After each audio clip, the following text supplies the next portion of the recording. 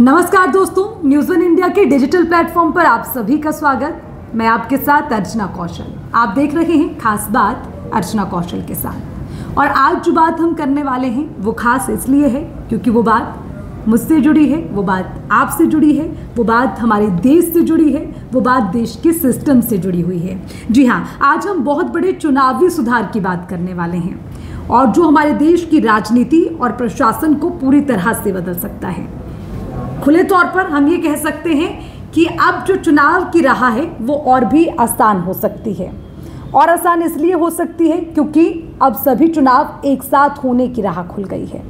जी हाँ, आपने बड़े बड़े न्यूज़ चैनल्स पर देखा होगा, वन नेशन वन इलेक्शन, एक देश एक चुनाव, इसका शोर जोरों पर है। लेकिन बहुत सारे लोगों ने सुना लेकिन समझा नहीं होगा, बहुत सारे लोग समझने की कोशिश कर रहे होंगे और बहुत सारे लोगों को इसकी जानकारी भी होगी। खैर, ये खास बात मेरी तरफ से उन लोगों के लिए जो मेरे दोस्त, मेरे दर्शक लगातार मेरे साथ इस कार्यक्रम के माध्यम से जुड़ते हैं और उम्मीद करते हैं कि मैं एक खास जानकारी उन्हें दूं।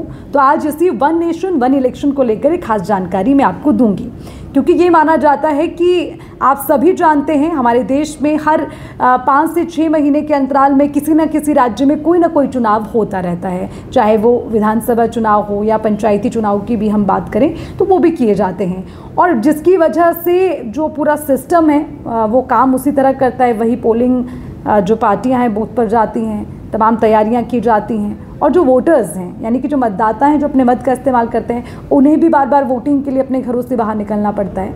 लेकिन अब केंद्र सरकार यानी कि मोदी सरकार ये चाहती है कि इस सिस्टम से छुटकारा मिले। इसीलिए पूरे देश में एक साथ चुनाव हो, एक ही बार सबको मौका मिले। बार बार चुनाव के लिए ना तो किसी को घर से बाहर जाना पड़ेगा, ना उस चुनाव में बार बार खर्च करना पड़ेगा। जो सबसे बड़ी वजह इसकी ये माना जाता है कि अगर पूरे देश में एक बार चुनाव हो जाते हैं तो उससे खर्च बचेगा, क्योंकि अनुमान के अनुसार ये माना जाता है जो 2019 के चुनाव हुए हैं उसमें 60,000 करोड़ खर्च हुए। एक बहुत बड़ा अमाउंट है, 60,000 करोड़ 2019 में खर्च हुए और एक ही चुनाव करेंगे तो ये बड़ी रकम बच जाएगी। आप भी जानते हैं और हम भी जानते हैं। लेकिन जो बार बार चुनाव होते हैं सिर्फ उसमें खर्च ही नहीं, उसमें ड्यूटी पर तैनात तमाम जो पोलिंग स्टाफ है वो भी और तमाम जो अधिकारी हैं उनकी भी ड्यूटी लगाई जाती है। शायद वो लगातार बार बार इन ड्यूटी को करने की वजह से अपनी असल जो उनकी जिम्मेदारी है उसको नहीं निभा पाते हैं, मुझे ऐसा लगता है, या उस जिम्मेदारी पर ध्यान नहीं दे पाते हैं, क्योंकि हर 5-6 महीने बाद तो उन्हें रवाना होना पड़ता है किसी न किसी पोलिंग बूथ पर। तो ये एक वजह मानी जाती है। प्रधानमंत्री नरेंद्र मोदी लंबे समय से इसके समर्थक रहे हैं और बुधवार को क्या हुआ, कैबिनेट ने सैद्धांतिक तरीके से इसको मंजूरी दे दी। एक और जानकारी आपको दे दूं, इससे पहले जो राष्ट्रपति रहे हैं पूर्व राष्ट्रपति रामनाथ कोविंद, उनकी अध्यक्षता में एक समिति बनाई गई थी जिसमें इसी साल मार्च में उन्होंने एक रिपोर्ट राष्ट्रपति द्रौपदी मुर्मू को सौंपी।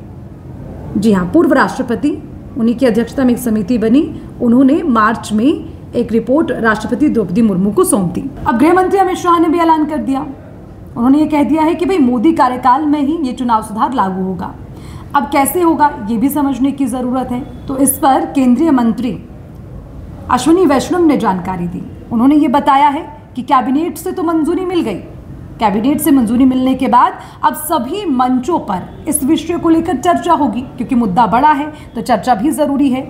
सभी जो नागरिक हैं, नौजवान हैं, वो इसको लेकर चर्चा करेंगे, पत्रकार हैं उनसे बातचीत की जाएगी, कारोबारियों से बातचीत की जाएगी और इसके बाद इसे लागू करने के लिए एक ग्रुप भी बनाया जाएगा जो कि कानूनी प्रक्रिया को पूरा करेगा।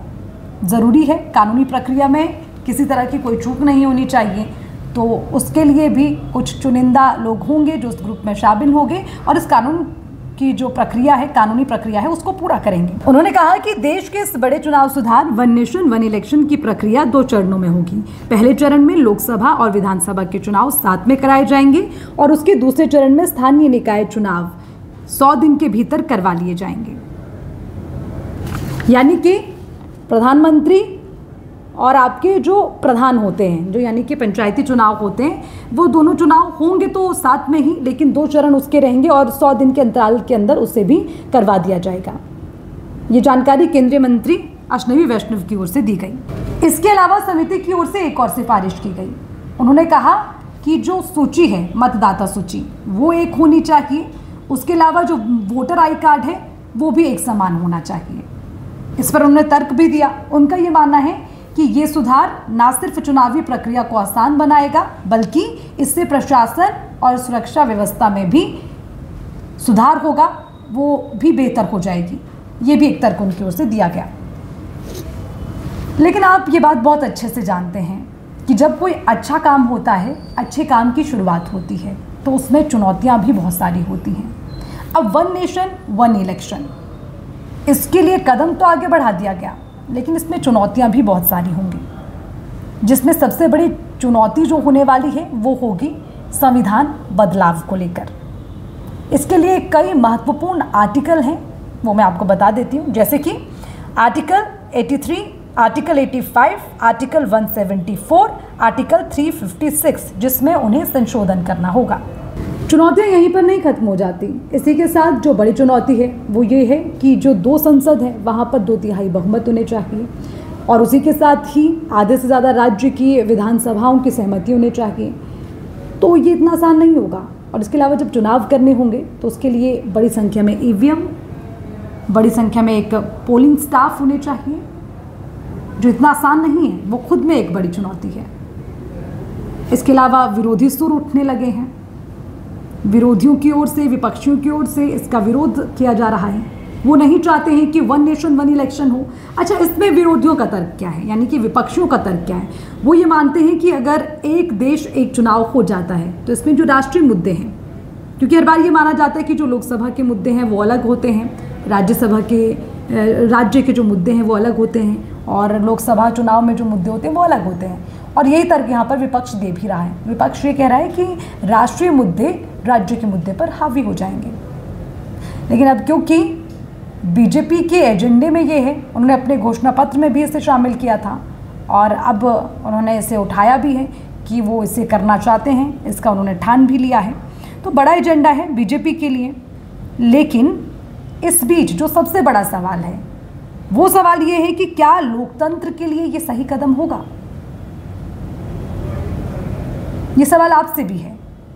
लेकिन कुछ जो इसके समर्थक हैं उनका ये कहना है कि ऐसा करने से पहली बात भ्रष्टाचार खत्म होगा।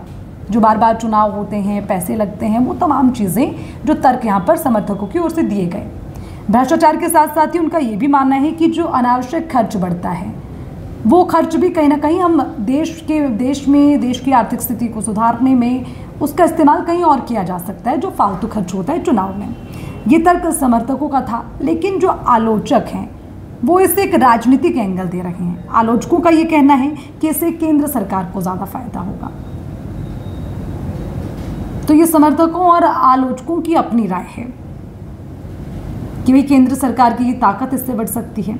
और एक और बात मैं आपको याद दिला दूं, ये पहली दफ़ा नहीं है। इससे पहले अगर हम बात करें, जब हमारा देश आज़ाद हुआ उसके बाद जब पहली बार इलेक्शन हुए थे 1951-52 और से लेकर 1967 तक, यानी कि 1952 से 1967 तक वन नेशन वन इलेक्शन ही था, यानी कि एक साथ हर जगह पर चुनाव होते थे। तब भी संभव था। लेकिन फिर धीरे धीरे जब सरकारें गिरती गई, फिर दोबारा चुनाव होने लगे, तो वो वन नेशन वन इलेक्शन वाली चीज़ ख़त्म हो गई, और फिर धीरे धीरे ऐसे हर 5-6 महीने के बाद हर राज्य में चुनाव होने लगे। लेकिन अब दोबारा वो जो आज़ादी के बाद का दौर था, उस वक्त वन नेशन वन इलेक्शन था, तो अब क्यों ना हो, ये केंद्र सरकार का कहना है। और उसी के लिए ये आवाज़ उन्होंने उठाई है, ये कदम उन्होंने उठाया है। लेकिन इस कदम से लोकतंत्र के लिए कितना फ़ायदा होगा?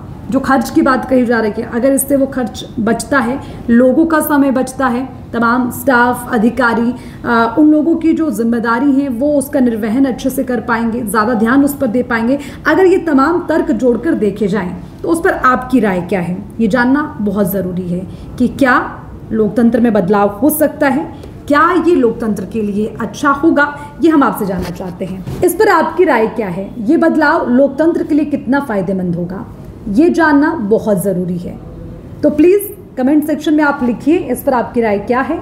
मेरी वीडियो आपको पसंद आई हो, मेरी जानकारी आपको पसंद आई हो तो मेरी इस वीडियो को लाइक करिए, शेयर करिए, हमारे चैनल को सब्सक्राइब करिए और लगातार इसी तरह फिर खास बात अर्चना कौशल के साथ में बात करेंगे एक नए मुद्दे को लेकर। मुझे दीजिए इजाज़त। नमस्कार।